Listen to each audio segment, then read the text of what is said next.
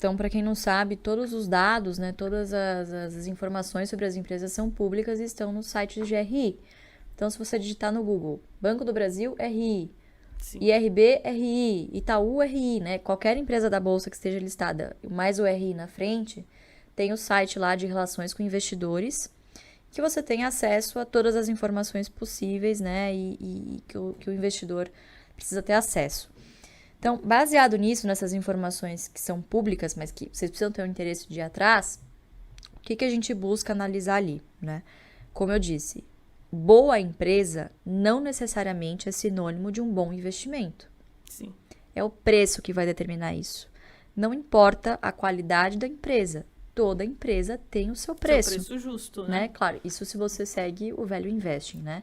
Que é a bíblia, né, dos investidores de longo prazo, né? Costuma ser.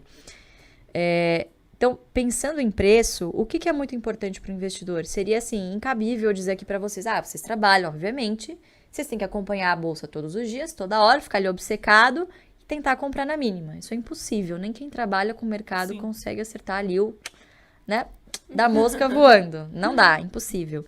Então, a nossa preocupação foi, do Barsi na época também, foi desenvolver o que eu vou olhar para pelo menos não pagar caro por uma ação. Porque assim, se eu já sei que eu já não vou conseguir acertar o fundo, eu pelo menos preciso estabelecer ali o máximo que eu posso pagar por uma ação para eu receber ali alguma coisa que eu estou disposto. Então, qual foi o filtro que ele começou a usar? 6% ao ano só em dividendos. Às vezes as pessoas falam, putz, mas não é muito pouco, mas a gente está falando só de dividendos.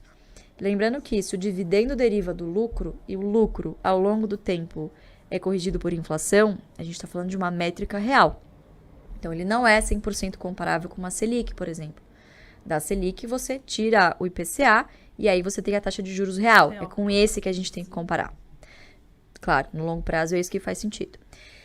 Então, 6% é o teto. É o mínimo que eu quero receber.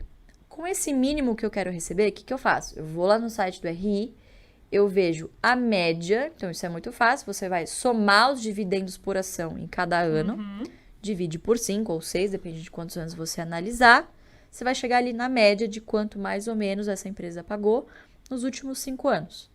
E dividir por 6%, 0,06. O que essa formulinha vai te cuspir ali? Que número é esse? Que é muito importante saber interpretar. É o preço teto.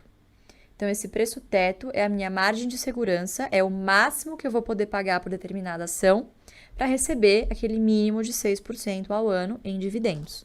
Então, esse é basicamente o indicador que a gente sempre está olhando, né? Um dos principais? É um dos principais, na hora de tomar a decisão de comprar. Claro que antes de tomar a decisão de comprar o ativo, você precisa analisar a qualidade. Então, aí vem toda uma análise contábil. Então, você precisa analisar não só os múltiplos, mas também EBITDA, endividamento, liquidez, né? Todo aquele fluxo de caixa. Então, tem toda uma análise por trás. Eu tô falando já dos finalmente, né? Sim. Então, as pessoas acham que a gente faz um filtro por dividendo, que tá pagando mais no momento. Não, a gente gosta de histórico.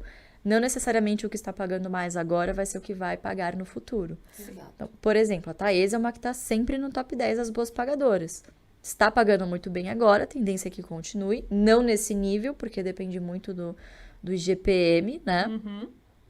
Tende a uma normalização, mas eu não tenho dúvida que vai continuar ali pelo menos no top 10 nos próximos 10 anos, vamos dizer assim, como foi no passado, né? Então, é isso que a gente faz. A gente sempre está acompanhando esses números, que eles não ficam mudando toda hora. Eles só vão mudando se tem alguma mudança de perspectiva. Então, por exemplo, o Banco do Brasil pagava 30%, esse ano determinou que vai pagar 40% de payout, vai distribuir 40% do lucro.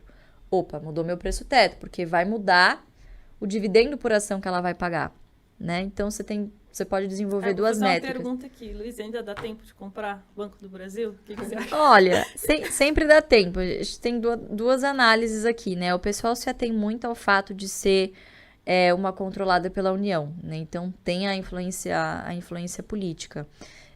Mas é um banco, assim, cujo estatuto, cujas regras de governança têm dado uma certa blindagem, né? Eu acho que de 2016 para cá, pelo menos tem se tentado isso, né? Se conquistar isso com a lei das estatais, uma maior segurança jurídica, Sim. né? Um comprometimento dos administradores, até uma política mais rígida de indicação pelo governo desses candidatos que sentam nos conselhos de administração, né? Então, hoje não é qualquer Zé Mané de qualquer partido que sentam nos conselhos de administração. São conselheiros também independentes, de carreira, pessoas experientes e que, obviamente, também estão preocupadas com as suas reputações. Então, são pessoas que, teoricamente, têm um incentivo de tomar boas decisões para as empresas e para os acionistas que eles também representam. Então, eu acho que quando você tem ali investidores mais atentos, né, mercado prestando atenção nas estatais e administradores que estão, de fato, tomando decisões em prol da empresa e não do governo, do controlador, fins populistas, enfim, você tem ali melhores empresas, empresas com melhores governança. Não estamos ainda no céu, obviamente, muita coisa a melhorar, mas a gente evoluiu muito nesses últimos 5 anos. Vide, por exemplo, o que aconteceu com a Eletrobras, né? Sim. E toda a agenda de privatização que tá um pouquinho engasgada. Aos poucos, né? Mas aos poucos a tá. gente tá evoluindo. Mas, poxa, quanto tempo a gente já não fala de privatização de Eletrobras, né? E eu acho que as estatais vieram esse ano para fazer o pessoal morder a língua, né? Então, o pessoal que, não investe em estatal, muito arriscado. Poxa, Banco do Brasil despontou em relação aos outros bancos. Eletrobras também, bom, agora é privatizada, mas o governo ainda tem uma boa parcela das ações, então podemos dizer que tem forte influência. Você tem aí empresas estatais, Petrobras também, que também despontou. Então, você tem aí empresas estatais que, poxa, estão ali no top 20 do Ibovespa. Sim.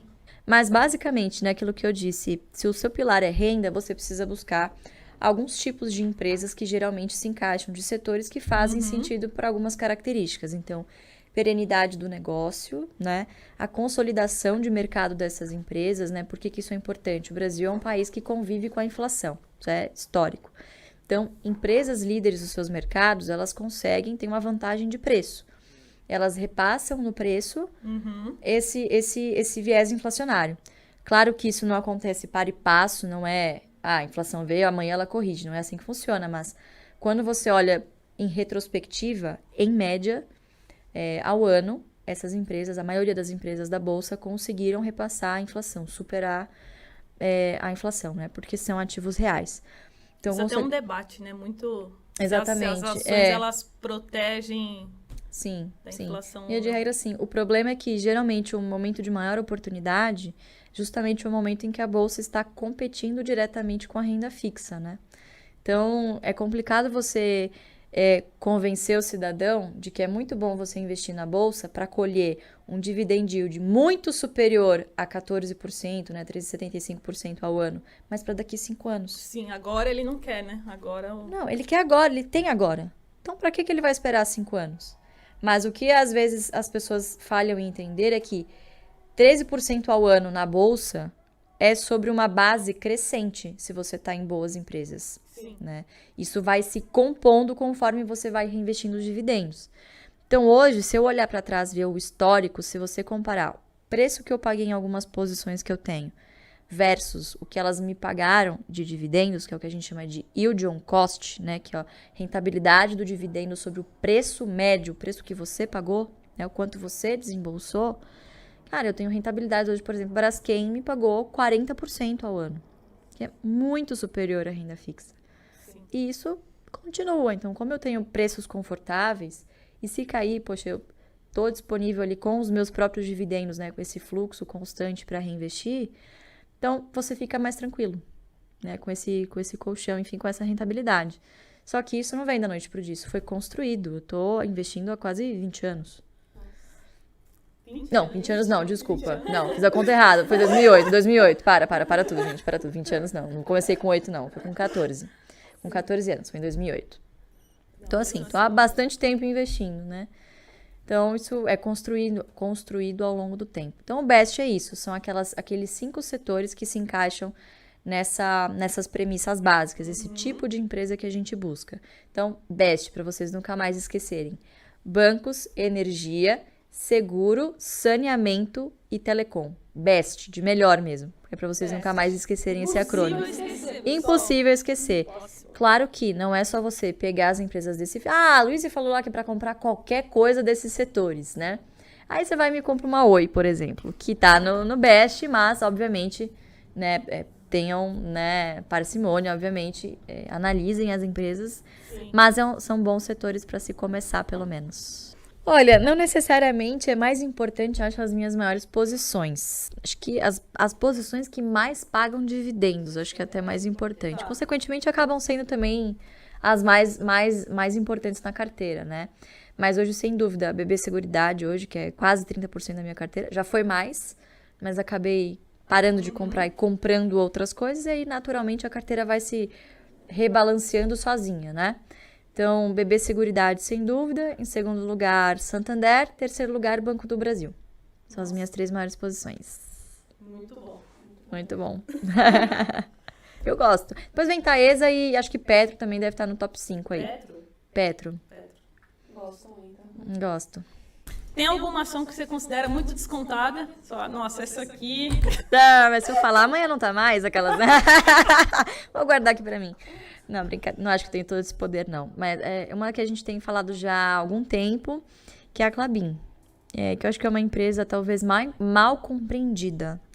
Apesar dela se enquadrar no setor de papel e celulose, claro, ser uma exportadora de celulose, ela é uma empresa que tem muitas vantagens competitivas em relação aos seus pares, tanto aqui quanto internacionalmente. Então, o primeiro deles, que eu acho que é uma das maiores das fortalezas, é a verticalização. Então, ela possui o controle hoje, desde a semente que ela desenvolve, que ela precisa que os eucaliptos tenham um padrão, para que aquela celulose siga um padrão de qualidade, desde a semente até as florestas, a celulose, o papel e a embalagem. Então, são os 4 grandes segmentos que a empresa atua. E olha que legal, ela foi lá, plantou a floresta, pode vender a madeira. Ah, o preço não tá bom, a margem tá melhor na celulose, vai lá, vende a celulose. O preço da celulose caiu? Legal, vende menos celulose, beneficia o produto na cadeia, né? Quer dizer, agrega valor, transforma em papel, Sacraft, papel cartão, LPB, que é Tetra Pak, né? Aquele tipo de embalagem especial, ou vai para as embalagens comuns de e-commerce, enfim, papelão, né? Caixa de papelão. Então, ela tem muitos caminhos ao longo da cadeia. Ela vai escolher a maior margem, obviamente o que vai otimizar ali os seus resultados. Então, você ser acionista de uma empresa que pode escolher para quem ela vende, basicamente, é isso que eu estou querendo dizer, é uma vantagem muito forte, principalmente se você for uma empresa comoditizada, com receitas em dólar. Então, eu acho que é uma vantagem muito boa para a Klabin, né? Que, de novo, é uma empresa que não é best, foge um pouquinho do óbvio, não tem um histórico muito positivo nesses últimos 3 anos, principalmente de dividendos, porque algumas coisas aconteceram no meio do caminho. Então, primeiro veio a pandemia, todo mundo deu uma segurada ali naquele primeiro momento, né? Não sabia o que estava por vir. Depois, o câmbio subiu bastante, então, efeito cambial, apesar de não ser caixa, ele afeta o lucro. E a empresa não tinha, naquele momento, uma política de hedge. Então, 2020 e 2021 foram anos meio ali minguados de dividendo. Mas a empresa parou de pagar circunstancialmente. Ela nunca virou e falou para o acionista, vou parar de pagar. Não. Ela tem uma política muito bem definida, que ela é X%, não vou lembrar agora, mas acho que é 30% do EBITDA. Então, é uma métrica muito fácil e que é uma métrica operacional. Ela precisa olhar o EBITDA justamente por isso, né? Quando você olha para trás, o lucro tem um comportamento errático por causa do efeito cambial. Então, com essa política baseada no EBITDA e sabendo que a empresa tem ali a intenção de pagar dividendos, aí sim eu acho que agora o investidor começa a ter uma melhor visibilidade do potencial da Klabin como uma boa pagadora de dividendos. Eu já tive Klabin no passado, eu acabei vendendo no início de 2021 por essa falta de visibilidade dos dividendos, então, de novo, não tinha ainda uma política de hedge. A empresa estava com um prejuízo acumulado grande no PL, então, mesmo que você seja uma máquina de imprimir dinheiro, você não pode contabilmente distribuir dividendos se você tem uma conta ali de prejuízo acumulado no patrimônio líquido. Não pode.